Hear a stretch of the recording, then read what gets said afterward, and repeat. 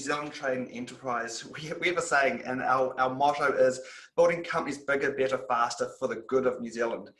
But we also think that New Zealand is a little bit of good for the world. And what you'll see through this story, I'm hoping, is how New Zealand has embraced who it is, been brave, and it's also important to know that we are a small organisation, only 800 people, but we have a global enterprise level footprint. We are in over 50 locations, 24 time zones, and we speak 40 different languages. I'd like to take you, everyone, on a little journey down to the South Pacific, approximately 8,745 miles or so, to Aotearoa, New Zealand. Aotearoa is the Te Reo Māori name for the country of New Zealand. We're going to go down to New Zealand to where design thinking is really more of a way of life. My partner and co-founder of Ko-Fi Creative is a Kiwi, and I've really been fortunate to spend quite a lot of time there. And what I've always been struck by is how New Zealand seems like it's a country full of design thinkers.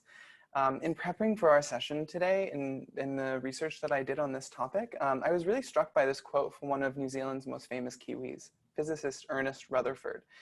In reference to his life's work before he split the atom, he said, quote, "We didn't have the money, so we had to think." So Simon, I'd like to ask you, is New Zealand just a nation full of design thinkers? And can you elaborate on this a bit more and how it sort of relates to your work at New Zealand Trade and Enterprise? What are the connections here? I guess that is so true. We're this little tiny island in the bottom of the South Pacific who are whipped by winds and seas, and we are really, really remote. So if you go back to the very first waka, the Māori canoes that hit New Zealand, and then everything onwards, especially pre-jet age, everything was a minimum 6 months away. So we had to be innovative. We had to naturally try and figure things out. We have a saying in New Zealand called number 8 wire it. And if you number 8 wire it, what that means is that's the gauge of the wire that goes around our farm. So we can fix anything on the farm with number 8 wire. And what that's meant is it's carried on through to our culture. And that was through necessity and isolation. What's quite cool is that if you go around our offices within NZTE in different parts of the world, you'll see these great big giant glass rooms that are just full of post-it notes and Sharpies, and you'll see people gathered around them. Everyone I know at work always has a packet of post-it notes on them and a Sharpie as well, so they can just randomly stop. So we naturally try and be innovative because of our distance. It's built into our culture now, and we see ourselves as a team of 5 million people.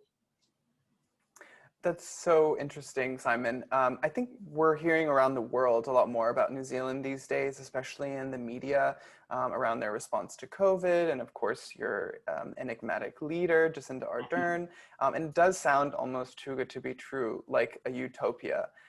So can you tell us a little bit more about where New Zealand's at in this space in diversity, equity, and inclusion? That's so true, right? So you hear that New Zealand is this utopia, and it's seen from overseas as this amazing place all the time. What is interesting is that while we have Jacinda Mania and while we have all this great stuff, we are still like any other country. We have systemic racism issues, we have homophobia, we have transphobia, we have all the same issues that you have in the US. We have a different history though. But also what I've noticed since coming to the US corporately is easily 10, 15 years ahead of New Zealand in how we look at diversity, equity, and inclusion.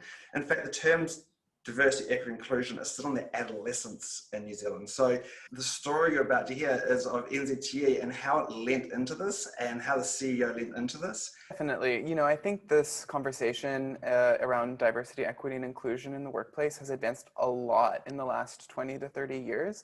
And I also believe that everything you've described and from my own personal experience, you know, in some ways I feel like New Zealand is the beta tester for a lot of new ideas because it's so small and because it's remote, and it's like this little incubator for new things. So definitely interested to see sort of the future in this space for New Zealand as a country. But, you know, I can also imagine that what we're really curious to dig into is what design thinking looks like in practice. So just to remind everyone, you're based in Los Angeles and you work for a New Zealand trade and enterprise. Can you tell us a bit more about how you affected change in your organization and how one small act, just sending an email to your CEO, as you mentioned, created such a big change? Yeah, for sure. It is amazing, like a little domino sometimes you flick. And it was in the bio of, or the topic extract of this session. And I literally sent an email to my CEO, which said, "Hey Pete, I just read your diversity, equity and inclusion functional plan and I find a serious lack of diversity or inclusion. However, prior to that, it's important to know that we there's a lot of work and background that went into that to get to that stage. The to send an email to the CEO. CEOs are a certain breed of people, right? And they need to they don't like problems being brought to them without a solution. So yes, they sent that email, but there's a lot of work and a design thinking framework and methodology that went into that prior. And I also wanted to make sure that while I was conscious of placing him into a situation of what I call being consciously uncomfortable, I wanted to make sure that he felt safe as well. So what I did was, before I sent that email, I did a couple of things. I learned how he worked. I asked people around how he works, what he likes, all this kind of stuff, so I could try and come up with the best way to get his attention. But then I also went out and to make sure that I had all my data. So before I built any presentations for him, I went out and spoke, and in my secondary research, I spoke to companies, I spoke to places like Amazon Web Services, diversity people, and New Relic, and Apple, and anyone I could get my hands on to find as much information as possible, as well as desktop. And I also reached out to people like Jennifer Brown. I'm sure everyone in this group knows Jennifer Brown, has been to one of his sessions at least once. I think Ryan, Yeah, I attended her session earlier in the week. It was really good. She's amazing, right? So, but what that meant was, once I sent that email, I quickly followed up with a set of questions. And I said, "Hey, Pete, these are going to make you uncomfortable. I don't expect you to be able to answer them, but you should be able to answer them." And there are questions like, we are New Zealand and we have a certain reputation, but we work in countries as disparate and diverse as Saudi Arabia. At that point, we had offices in Tehran, we are in South America, we're in Asia, we're everywhere. So I said, what's our line in the sand and what are we willing to overlook? And if we're willing to overlook that, how do we document it? And then I also asked questions I knew as a typical Kiwi, heterosexual white bloke, in his words, he would potentially struggle to answer. So I asked him, if someone came out as trans, what's our policy? How do we help them with that? How do we encourage them with that? What's our bathroom policy? Because I asked that before and people are like, "I just use the bathroom of your choice." However, how is that documented? So if someone complains, you know, what do we have to fall back on? But what was good was gathering all that data and all that research first.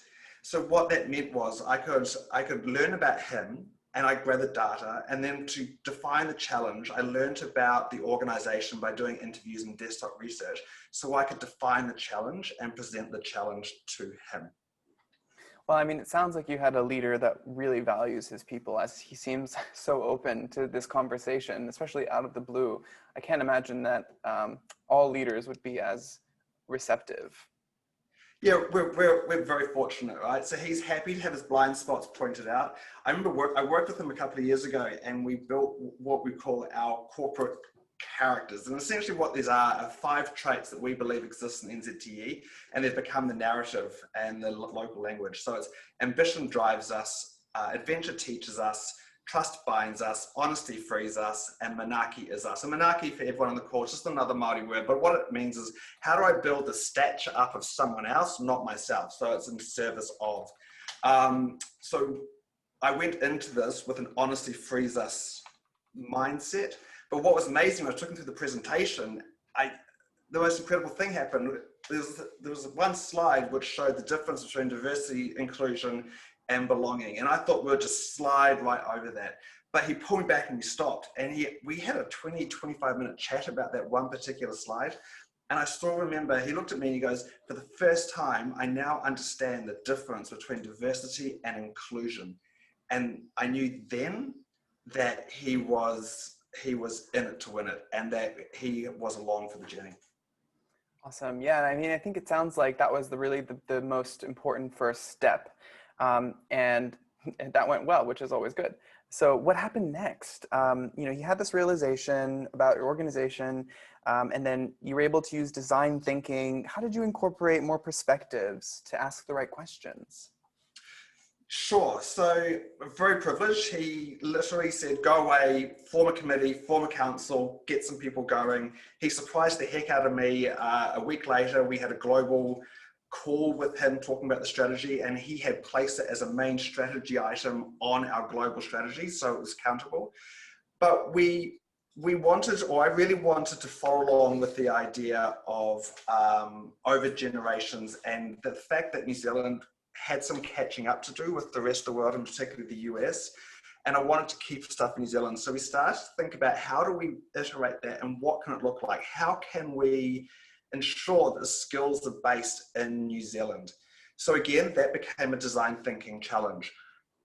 What data can we collect? What is available in New Zealand and what is available around the world? And what are all the different options? We looked at, we could just get a big company like Culture Amp, or we could get a big company like Jennifer Brown or Russell Reynolds, all these big organizations that do this work. But what that would mean is they'd come in, they'd do the work for us, and they wouldn't leave a legacy within New Zealand. So we settled on the idea as an organization of how do we take our future leaders. So I had been working with Jennifer Brown then, amazing, like I've said. And we also had a relationship with MIT Sloan. So what we offered was we approached one of the big Auckland business schools and we said, hey, we have Jennifer Brown and MIT willing to come in, work with you, and we will fund it, and we will help you build the world's first executive MBA level diversity, equity, and inclusion program. And then under the guidance of all three, build our program for us. Because we love that. We love growing students. But it fell over. So we had it was viable and it was feasible, which we loved. And I was like, oh my God, how could anyone not want to do that? What an amazing opportunity. But it wasn't desirable to all parties. And Jennifer Brown was on board, MIT was on board, but we couldn't get the Auckland Business School, all of the school in Auckland on board. So therefore, it all went down and we had to pivot really, really quickly. Oh man, it sounds like a lot of work might have gone down the drain, but it did sound like a good solution. I was in love with it. I mean, what an awesome idea. Well, I also feel like in the design thinking process, like we've seen and how you've expressed this, process is iterative. And so you were prototyping all these different ideas. So where did the design thinking process take you next? So we had to go back. While I was totally gutted, that was the solution. So you can't be in love with the solution, you have to be in love with the problem. So I went back to the problem. What is the problem we're trying to solve? And the main problem was, yes, we wanted to build the diversity, equity, inclusion program for NZTE. That was our main challenge, but also we needed to ensure we were true to our values and we upskilled New Zealand. So we started to iterate again of what it could look like. We did start to think about bringing on the big global players again. But what we ended up choosing was a small local New Zealand supplier who had never done a global lift. They had only worked in New Zealand and a little bit in Australia. And a lot of it was new to them. So yes, in New Zealand's sense, they were a diversity, equity, inclusion research agency, or a baby version of it. But we had to get them to a global version of it quite quickly. And so therefore that created a whole pile of other sprints. How do we get them GDPR compliant? How do we ensure the data that we're taking is okay? How do we ensure that it is even legal across 50 locations, 24 or 40 languages and 24 time zones? So if we're going to ask this important information, there's a whole pile of stuff we have to ask around that. And so that became a whole challenge in and of itself, which was amazing. But what it meant was we had all these different layers happening. Mm-hmm. And one thing we also had to make sure was that we built trust in the organization, because most organizations around this sort of data, especially the first time, there's a trust issue. So that was, we started to have to think about how we deal with this and how do we communicate this and what comms do we do. So again, that was another sort of design sprint that we did. And, just curious, how did you do this all remotely? Because you're based in Los Angeles, but like you said, and New Zealand Trade and Enterprise is global. Yes, that is an interesting thing. So I think like most organizations that have a head office, particularly a government organization that has a head office in the country, there's this perception that stuff is quite often pushed out. But what I love about NZTE is they're happy for stuff to be to and fro. So the way we did it globally was being really collaborative and being in a way that we embrace the design thinking process, and we embraced everything that entailed. Mm-hmm. So it was no idea was a bad idea. How do we go about this? Working with New Zealand really, really closely. A few trips down to New Zealand, which I'm never going to complain about, and trying to figure it out from there. But it was literally following the process and doing the discovery and building the right question set so it worked. That's really interesting. I know a lot of our audience, I think, will have questions on how to do these kinds of things remotely. But let's get back to this survey and the research. So this was the product that you got to at some point in the design process, in the design thinking process. Can you tell us a bit more about that? What was it like, this survey and the research project as it is? Yeah, I wanted the organization to be brave. New Zealand, like I said, was still using terminology that I wanted to advance. So even around things like gender, we're still being asked male, female, and non-binary or other. And I wanted to change that a little bit because you had male and female listed there and then non-binary and other. So we got the organization to be brave. So with gender, for example, we asked in alphabetical order, various genders. So agender, female, male, we had gender queer, we had gender fluid, and we had I prefer to use another term, and a whole pile of other ones. And then we pulled out transgender. I was challenged initially, why is transgender not part of gender or part of sexuality? So there's an education around that as well. And then even with sexualities, rather than just saying, are you part of the LGBT community, we asked about 7 or 8 different. So are you asexual? Are you bisexual? Are you gay? Are you lesbian? Are you heterosexual? Are you pansexual? So we asked a whole pile of different questions. So the idea around that is, and this is what the organization bought into, is even though we were not aware of anyone who was trans in the organization, or we wanted to message that it is still important. And I think that's the key for these surveys, and where these surveys have a whole pile of power, is that it tells the organization that you may have a child or a brother or a sister or an auntie or an aunt or whoever it happens to be in your circle who identifies as one of these groups, and we hold that important and we find that important, and you can talk to us about it. Yeah, it sounds like you really were able to move the needle in a major way. And I also really appreciate sort of how you described the process of forming these questions and the intent behind it, thinking back to that DVF model, like that was really the first step. And I think personally, as somebody who feels often left out in some of these types of surveys, for example, the US Census, I don't have the right box to click or to select when I fill out the census because there isn't a box for my ethnicity. As a Iranian American, I definitely identify as a person of color. That's my lived experience. And clicking white, for lack of a better option, isn't necessarily reflective of the right intent or purpose, I think. So, kudos to you. And, we've talked a lot about how design thinking is really all about stories. So what did you do to gather the stories to inform this topic and its sort of continued growth within the organization? I agree, right? So, and to reflect on your story is, we were aware that this is our first survey, and the survey, I'm sure, would have left people out, not intentionally, but we would have left people out. So the way we tried to overcome that is to go, well, a survey is data, but it's only a point in time. So it's going to tell us a piece of information. And we knew it was a great survey. We took it actually when we were trying to make it legal across 40 countries. We spoke to Outright International and we spoke to Out and Equal. And the feedback I got was one of the most richest surveys they'd seen. But that wasn't enough, because as there's a study that came out recently and it said, if you've got someone who has a really, really fixed position and you bring them data which proves their position to be wrong, often that data, even though it proves them wrong, will make the position they hold stronger.